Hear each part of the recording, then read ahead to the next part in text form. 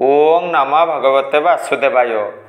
भक्त शरण आध्यात्मिक चैनल को मोर प्रिय भाई भौणी मानू गुरुजन मानू अनंत कोटि प्रणाम जनाई मु श्री भक्त वत्सल प्रधान आज आपण मानक पई 10टी सुंदर नृत्य शिक्षा रही आसतु जानिबा। मृत व्यक्ति को जेते चेष्टा कले मध्य पुनर्जीवित करने असंभव। मृत्यु ही सत्य। शरीर मध्य जिते आत्मा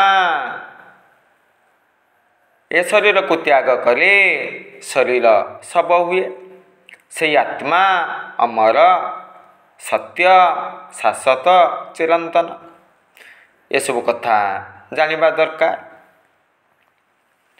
मायार शक्ति असीम। द्वितीय से मायार उद्धार पाइबा पाई ए जीव यथेष्ट शक्ति सामर्थ्य न थाए। ईश्वर कृपा हासिल कले ए जीव मायार उद्धार पाइब। तृतीय ऋणमुक्त हेले जन्म मृत्यु रूपक चक्रु ए जीव उद्धार पाए। ए संसार साधनार क्षेत्र। प्रकृति को जय करिबा जीवर लक्ष्य रही था।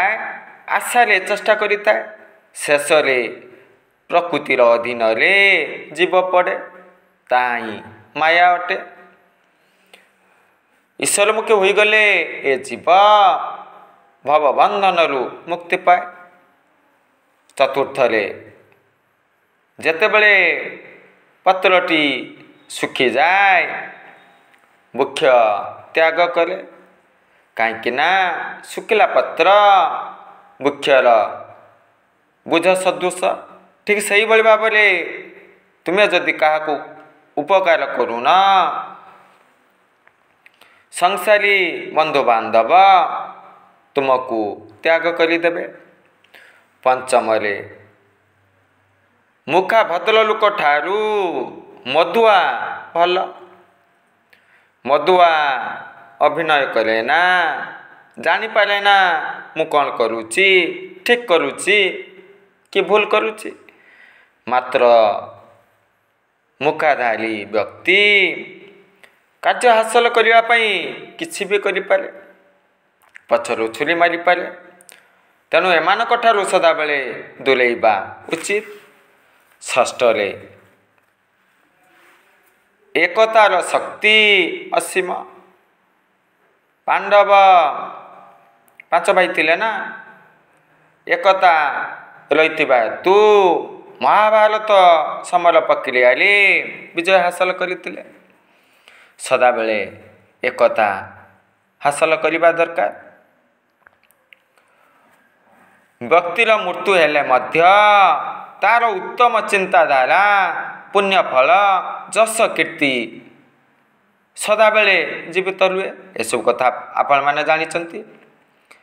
सप्तम जो विषय आपणकर कम ज्ञान रही ना से विषय जदि आलोचना रहे सेतेबेले नीरव रहिबा बहुत भल। आलोचना रे अंशग्रहण करिबा उचित नुह। अष्टम हिंदू मुसलमान विभिन्न संप्रदायर व्यक्ति रही किसी भी फरक न थाए। मुसलमान भाई माने नमाज पढ़ती प्रार्थना करती ईश्वर को सब किछि समर्पण करि थांती। जीए भल सी भल जी खराब से खराब।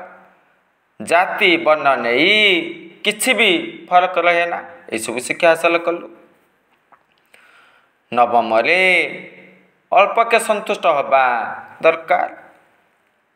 वर्तमान रे उत्तम कर्म करने दरकार। विशेष भाव चिंता करने दरकार नहीं।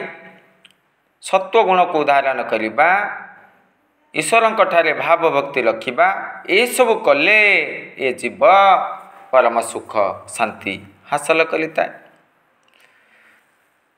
शेष ଯିଏ ଅନ୍ୟମାନଙ୍କୁ ଅସମ୍ମାନ କରିଥାଏ, ଅପମାନ କରିଥାଏ, ନିନ୍ଦା କରିଥାଏ, ବାସ୍ତବରେ ସେ ବ୍ୟକ୍ତି ନିଜର ସମ୍ମାନ ହରାଇଥାଏ।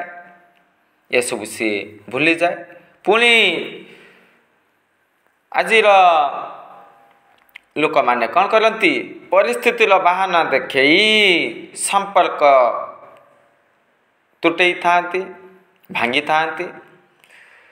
ସେମାନେ କଦାପି ଜୀବନର ମୂଲ୍ୟ ବୁଝନ୍ତି ନାହିଁ କିମ୍ବା ଅନ୍ତିମ ପର୍ଯ୍ୟାୟରେ ବହୁତ ଦୁଃଖ ପାଇଥାନ୍ତି। ଏସବୁ ଶିକ୍ଷା ହାସଲ କଲୁ। ଜୟ ଜଗନ୍ନାଥ।